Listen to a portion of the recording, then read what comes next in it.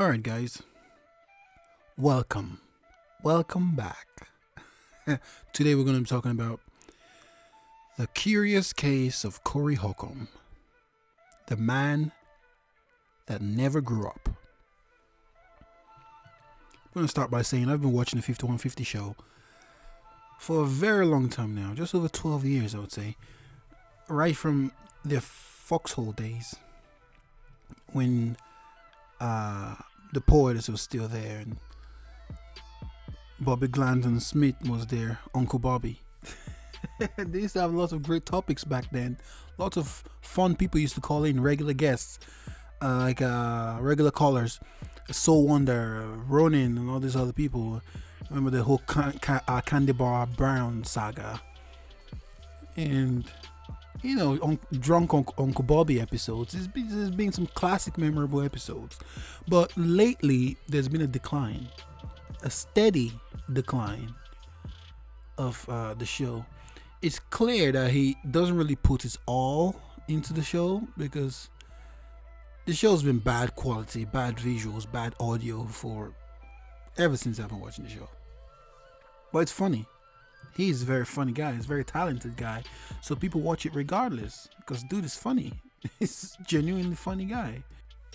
So the thing is, the show has been on a steady decline because the quality has been bad ever since I've been watching the show. The visuals, the audio has been shite. But that's not the issue. The issue why it's been on a steady decline is Corey can't seem to get out of his own way. He just picks fights with everyone, constantly fighting with everybody, enemies and friends alike. He just doesn't care. It goes on and on and on and on and on about children being raised by lost club bitches. But isn't it ironic that he was acting like one of those children that was raised by a club bitch last week, when it was just attacking Darlene and attacking Zoe for no reason? This whole pandemic is really bringing out the true colors of some people. Like, we're all going through it. We're all going through this pandemic. We're all locked in the house, not working, wondering when the next money is going to come from your family to feed and all that. I'm going through it. You're going through it. We're all going through it. But how you handle it and how you come out of it will determine the kind of man you become, and how people are going to look at you, and how resiliently strong you are going to be after this. Because there's a pandemic and because the money is low and the hungriness is shown, doesn't mean you have to go take it out on your friends, your loved ones, your family. I think in Corey's case, when his wife left was the beginning of the end for this guy. Because he doesn't know when to be quiet, when to take matters off camera. He just pours everything on camera, which is not always the professional thing to do. Let's start by last week, right? In fact, let's go back. Let's go back a couple of years, because this whole thing, he said, started when Zoe beat up Aries on the show. Well, if you watch that show, I've watched every single episode. I've never missed any episode for the past 10, 11 years. If you watch that episode, you know that guy, Aries, was extremely out of pocket. Spent the entire show antagonizing this guy, calling him weak, light-skinned and all that stuff. Oh, you wish you were black and all that kind of, just demeaning the guy. And Corey was there laughing, instigating the whole thing. Someone you've been riding with for 10 years, someone you consider a friend, a brother, you don't let another man come to your show and talk to him like that. No way. You didn't manage that show properly. After the break in that show, why didn't you swap places? Move Darlene over there to Aries and move Zoe to your side. Let them swap seats. But no.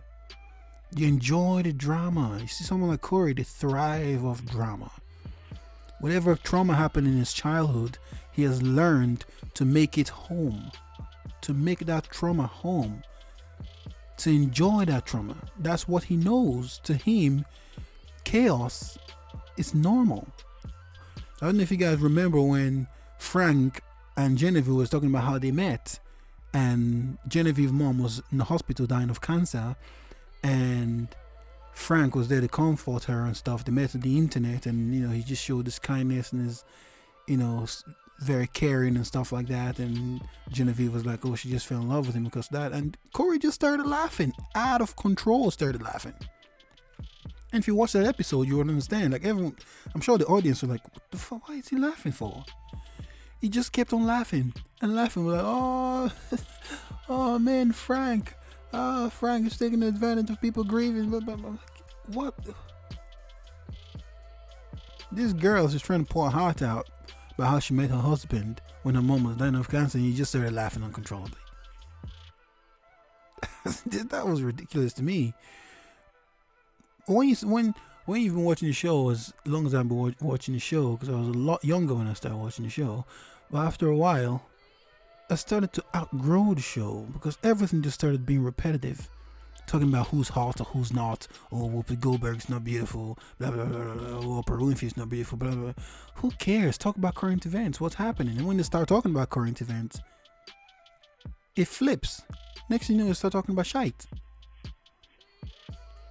I don't think he understands how popular and how powerful his platform has been. Like, he doesn't understand his own strength. Doesn't understand his own power. Because I'm here in Scotland, in the UK, watching the show.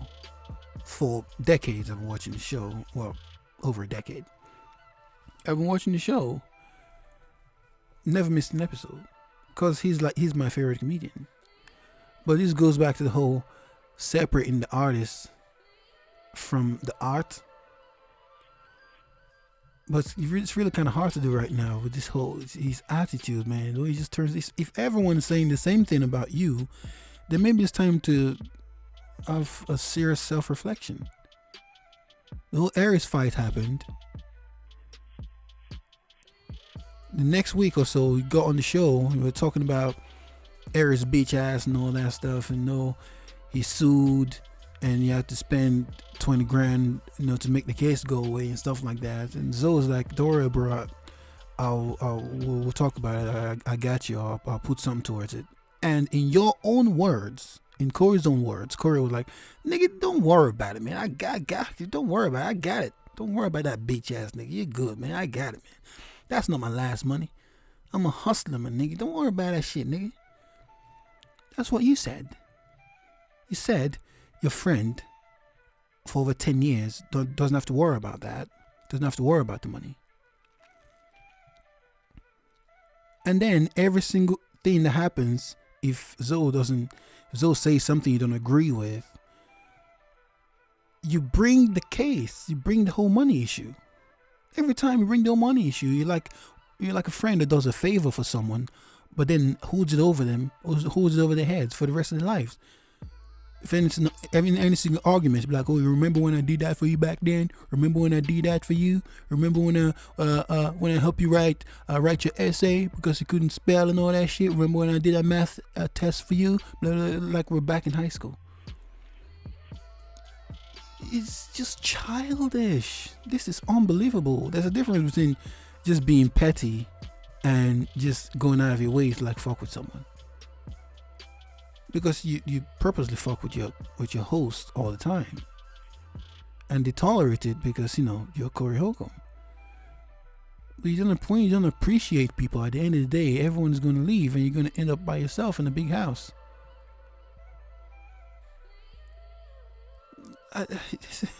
Why would he do this to this guy, man? People watch the show not just for Corey Holcomb. They watch the show to have a different perspective. Because not everyone just want to hear silly jokes all the time about side chicks and all that stuff, or your one-dimensional jokes. People want to hear something else, something a bit serious. That's where they counterbalance each other. You're Batman, Zoe's Robin. You bring the jokes, he brings the intellect, and you guys blend it together and balance it. And Darlene, what the fuck did she do? I don't even know. But the three of you guys, was the four of you guys originally, made up the show. Everyone helped you build this show. First off, Bobby was kicked out. Well, although he was a drunk and acts funny sometimes, but he brought a certain perspective to the show that was never there after he left. And then he brought the younger guys in. Well, he brought Freeze in, and Freeze left. I guess Freeze could sense the whole negative energy. Then he left, and then he brought Nate and Craig Fax, and Nate left. He had a little beef with Nate, but I guess he resolved that now because Grady's no longer there, so he brought Nate back.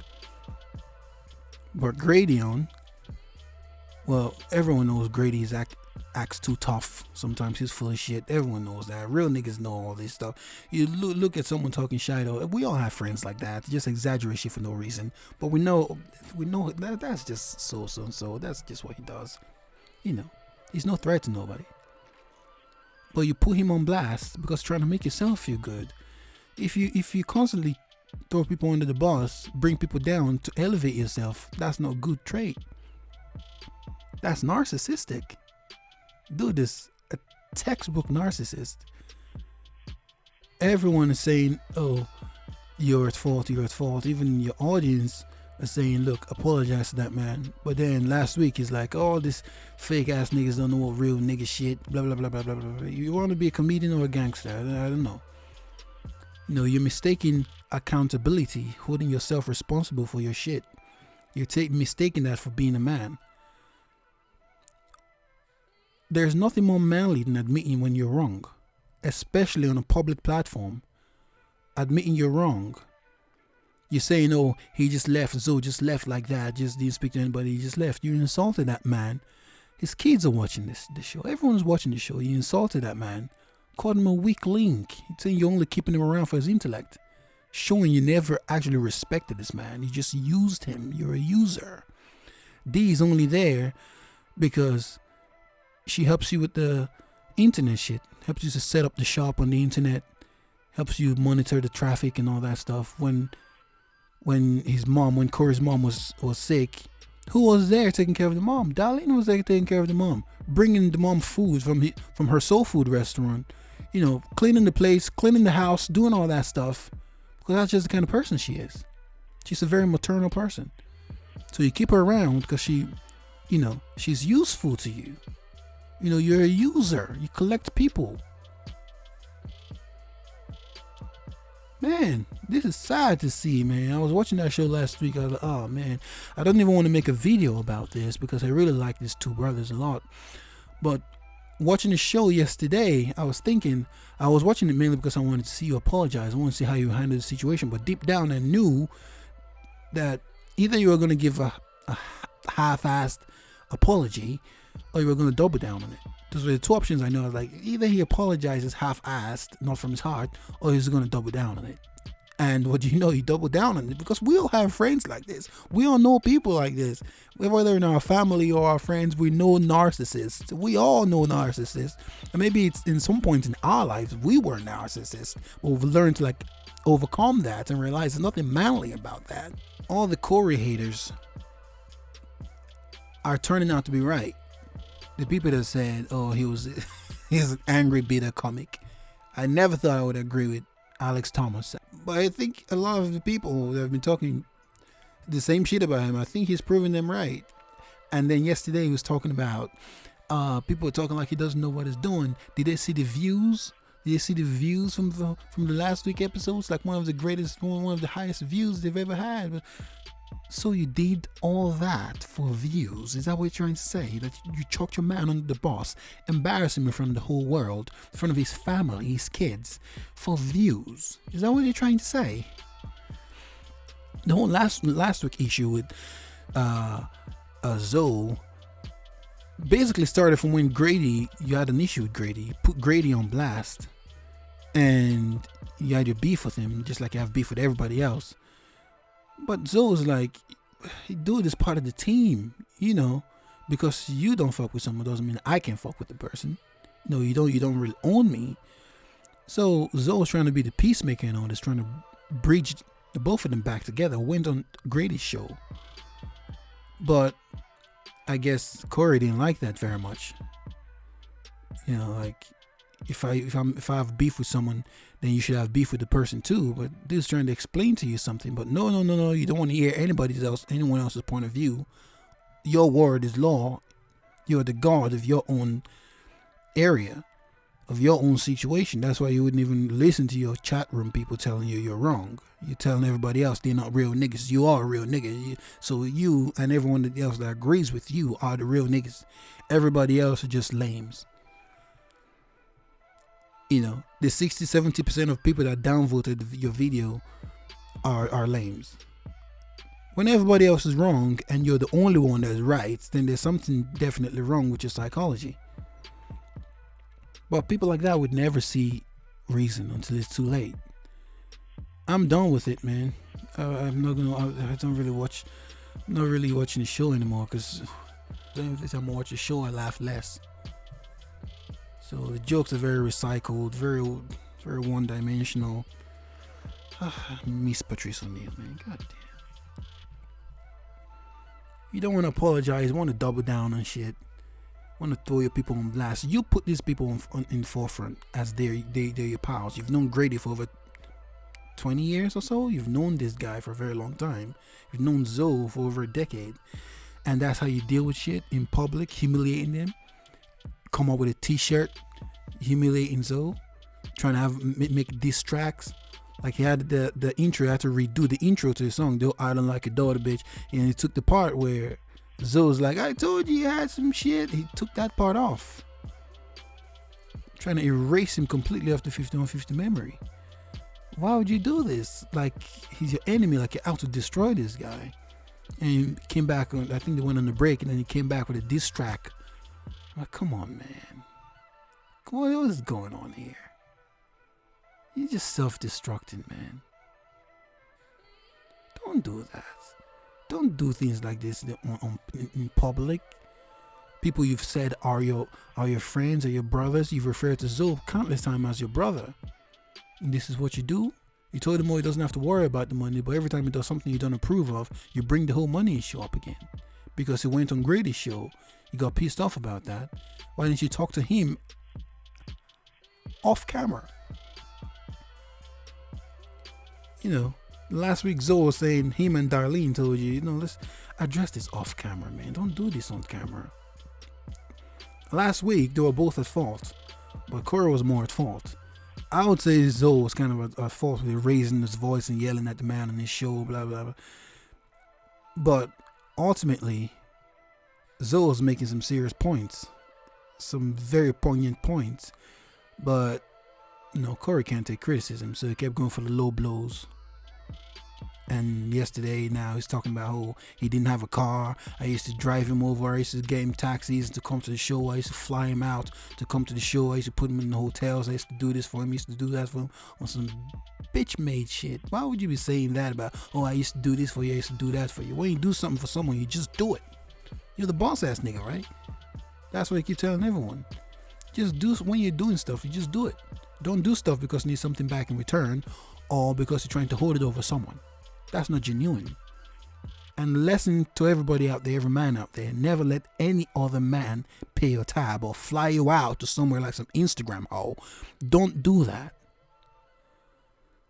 Pay your own way. Learn to say no sometimes. Look, I want to give you this. I just hit a lick. I want to give you some. Learn to say, nah, man, it's fine, man. I got money. Even if you don't have shit, be like, no, I'm good. Especially if you know that kind of person is going to hold it over you for the rest of your life. And talking about money, Eris sued the show, the 5150 show. So anything, you guys should be going half and half. Don't give him 20 grand. Give him 10 grand. Give him 10, your half, move on. Give him the money and move on. Don't go back to that show. Because if Zoe goes back to that show, then he's really a weak link. No man's going to talk to me like that in public, and then I'll go back to his show. That is absolute nonsense.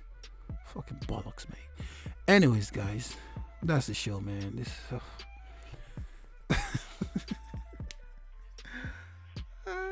some high school drama shit.